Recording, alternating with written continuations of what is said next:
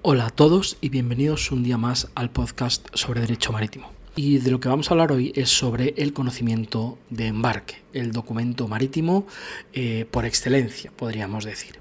A pesar de que las reglas de la Haya Visby, que ya comentamos en capítulos anteriores, definen su ámbito de aplicación, entre otros elementos, en relación al conocimiento de embarque, sin la cual, como ya vimos, la norma uniforme no sería aplicable, este documento no es definido por las reglas de la Haya. Sí lo hacen otros textos internacionales como son las reglas de Hamburgo o las reglas de Rotterdam.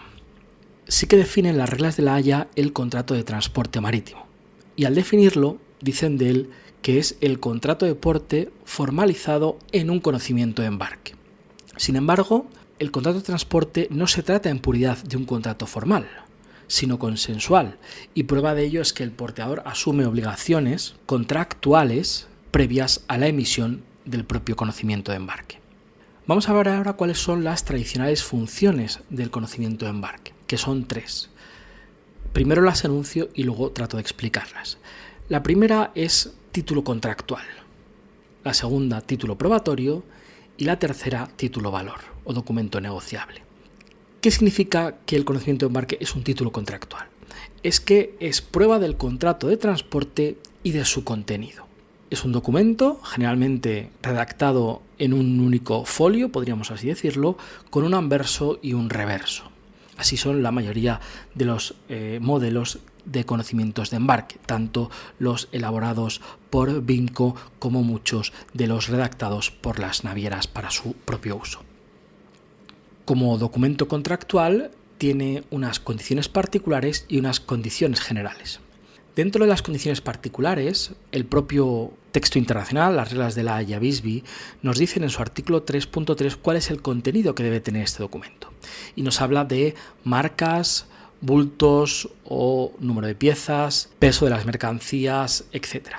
Todos estos primeros datos son suministrados por el cargador. Es decir, el porteador no tiene la posibilidad de verificar cuál es el contenido, cuál es el número de bultos, cuántas son las piezas, cuál es el peso de la mercancía, sino que toda esta información es dada por el cargador. De hecho, es muy frecuente que en los conocimientos de embarque, cuando se hace mención a las mercancías, se incluyan cláusulas como said to contain o dice contener, de tal manera que el porteador se exonera de la veracidad de esta información alegando que le ha sido suministrada por el cargador.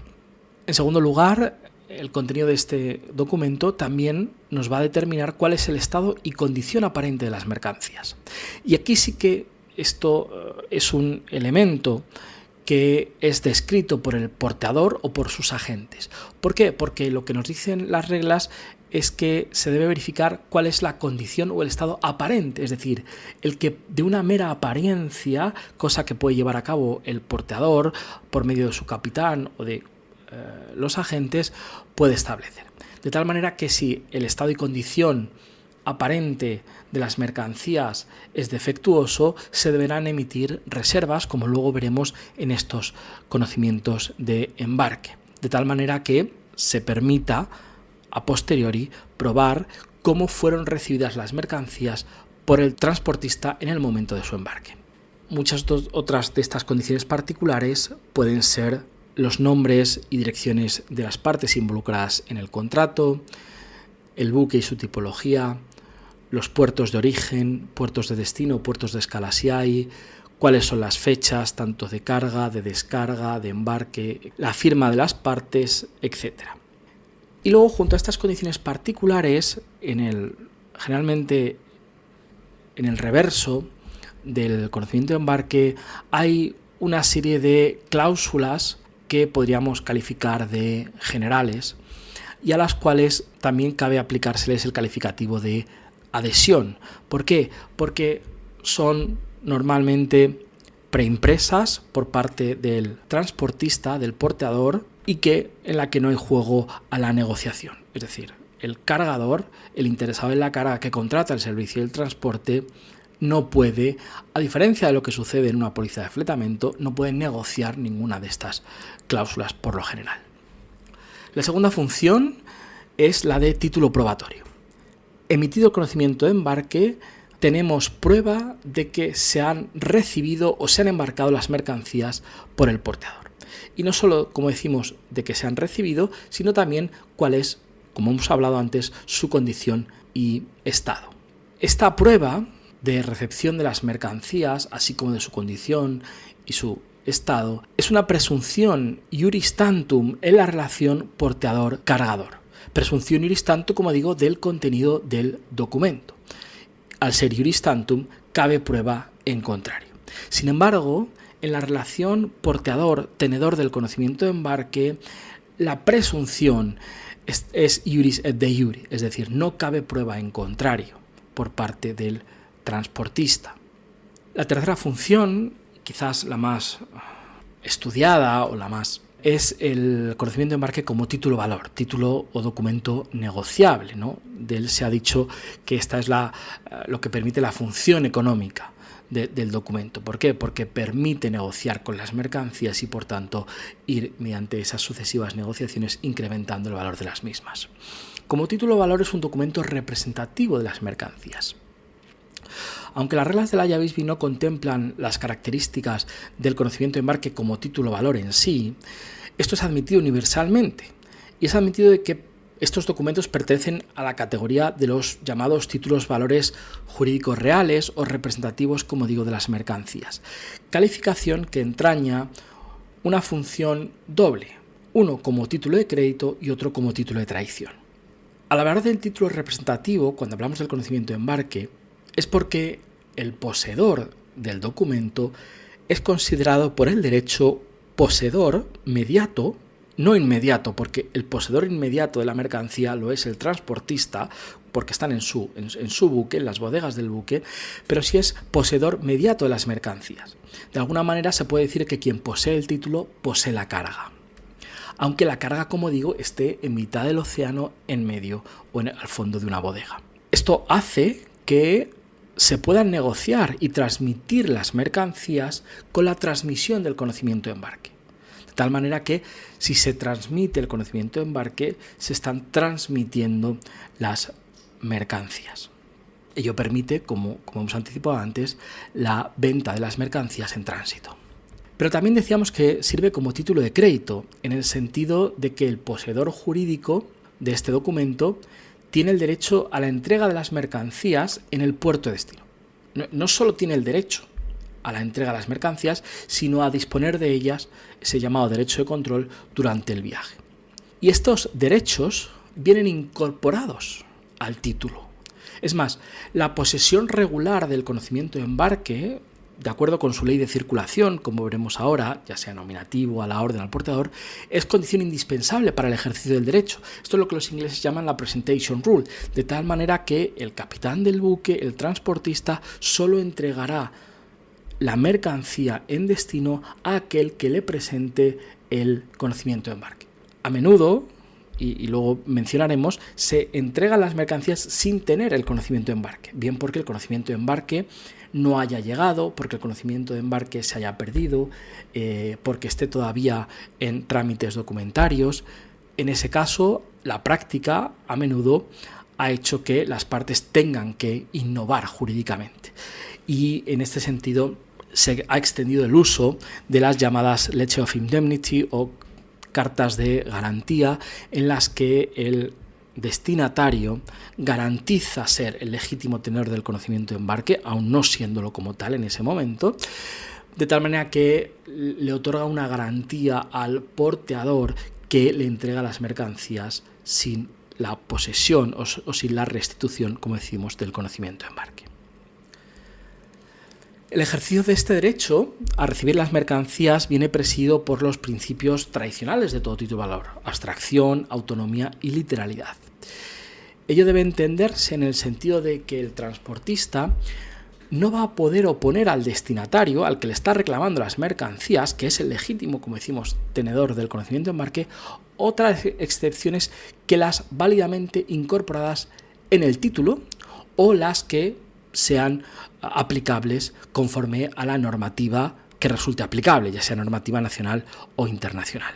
Por lo tanto, como decimos, debido a los principios tradicionales del conocimiento de embarque, no cabe oponer por parte del porteador excepciones al tenedor del conocimiento de embarque cuando éste lo es de buena fe.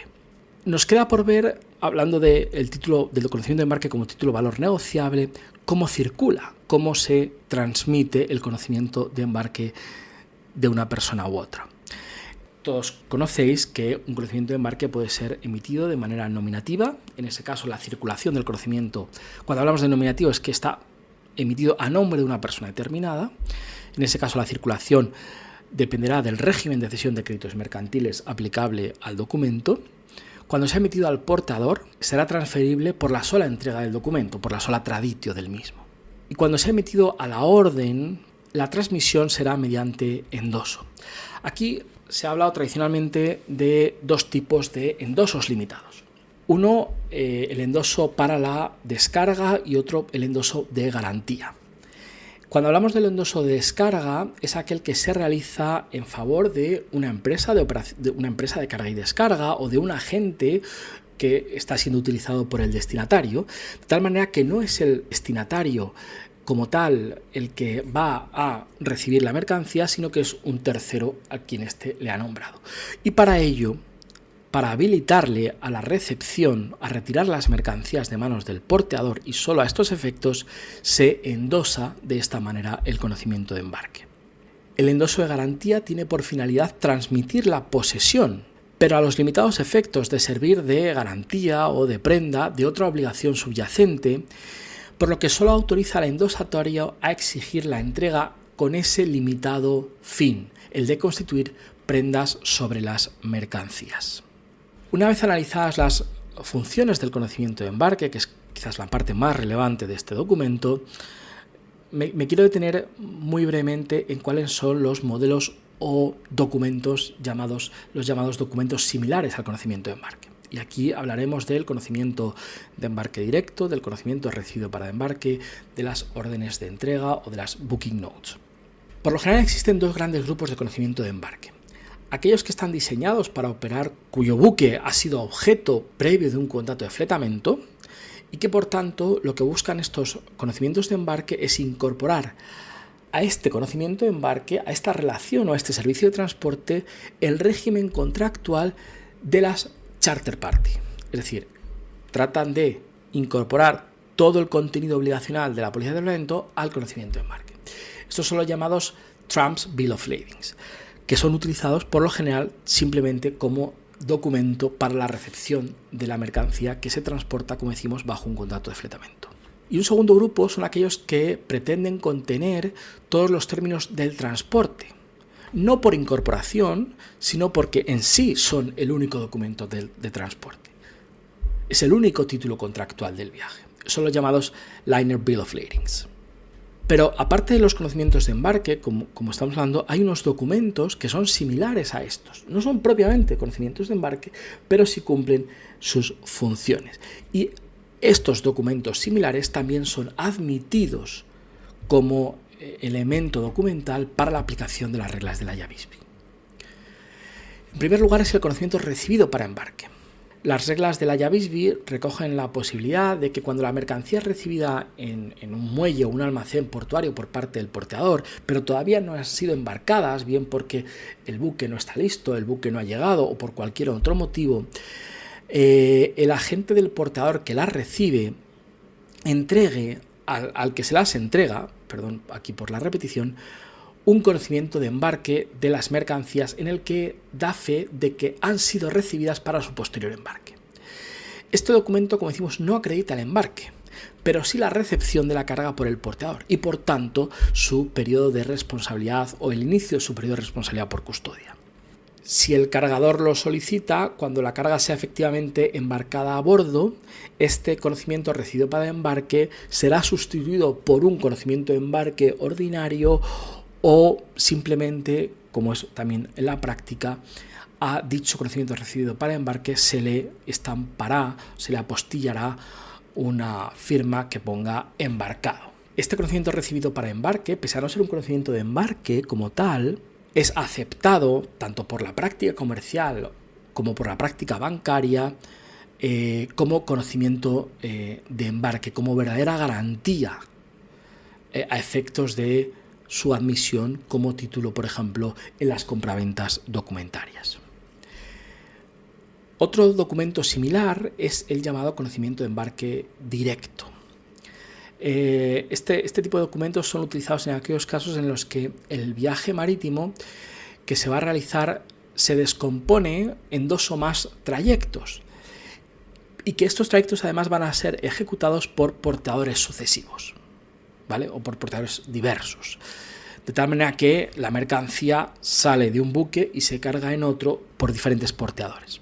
Lo que pasa aquí es que se emite un solo conocimiento, es el llamado conocimiento de embarque directo, que incluye la totalidad del viaje y por tanto incluye la totalidad de estos momentos de carga y de descarga en diferentes buques, atribuyendo al tenedor del conocimiento de embarque, de ese único conocimiento de embarque, el derecho a la entrega en destino. Y por último, las llamadas órdenes de entrega o las delivery orders son un medio a disposición del tenedor legítimo de un conocimiento de embarque para fraccionar un cargamento cuando todo el cargamento sea incluido en un único conocimiento de embarque, de tal manera que pueda disponer parcialmente del cargamento a favor de diversos receptores, por ejemplo, porque haya diversos receptores, cada uno de ellos es el destinatario de una parte de ese cargamento, pues emitido un único conocimiento de embarque, estas órdenes de entrega son órdenes que fraccionan la carga para su entrega a diferentes, como decimos, receptores. Por lo tanto, se llaman órdenes de entrega porque se dirigen al porteador obligándole a que entregue, contra la presentación de este documento y no del conocimiento de embarque único, una parte del conjunto de las mercancías. Por último, simplemente mencionar muy brevemente que el conocimiento de embarque puede ser emitido de manera, coloquialmente hablando, de manera limpia o de manera sucia.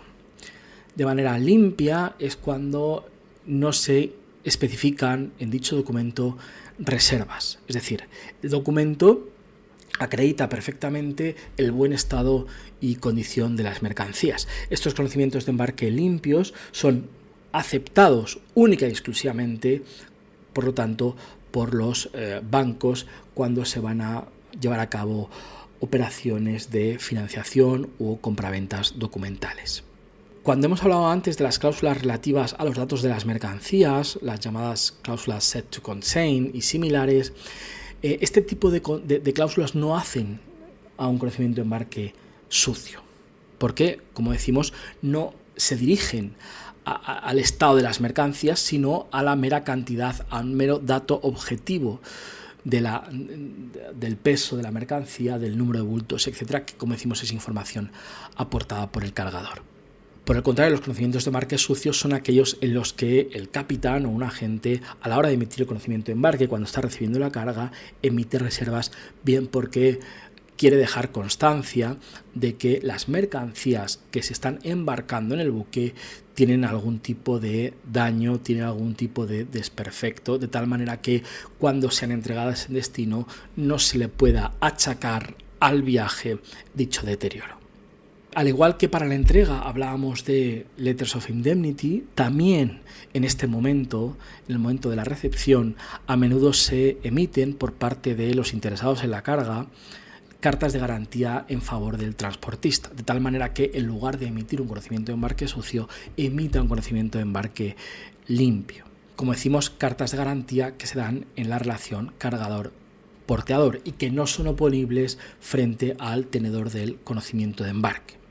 De alguna manera, estas cartas de garantía, perdónenme la expresión, permiten una cierta falsedad documental, porque el conocimiento de embarque emitido no refleja el verdadero estado de las mercancías, pero como decimos, son utilizadas también en la práctica para tratar de que el conocimiento de embarque sea admitido por los bancos en las operaciones documentales.